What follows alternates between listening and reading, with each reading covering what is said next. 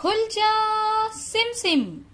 कहानियों के खजाने से निकली आज की कहानी का नाम है आलू मालू कालू। चलिए कहानी शुरू करते हैं।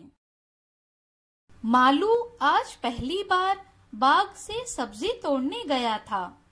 मालू ने लाल टमाटर, लंबे बैगन और हरी हरी भिंडी तोड़ी।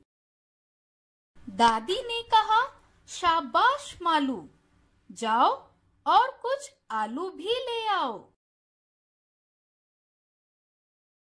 मालू ने तमाम दरख्तों, बेलों और पौधों को देखा। आलू कहीं नजर नहीं आ रहे थे। दादी, आलू अभी तक नहीं उगे हैं। मालू ने खाली टोकरी रख दी।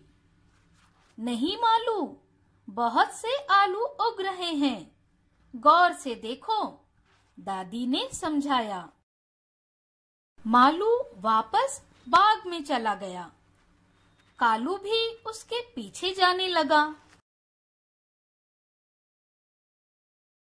मालू आलू तलाश कर रहा था जब उसने सुना भू भू भू। ओहो, रुको कालू, मालू भागा। बाग को खराब नहीं करो।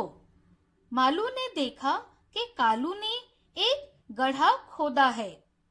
खोदी हुई मिट्टी में बड़े बड़े आलू थे। वाह कालू, ढूंढ निकाले आलू, मालू ने टोकरी भरने के बाद कहा।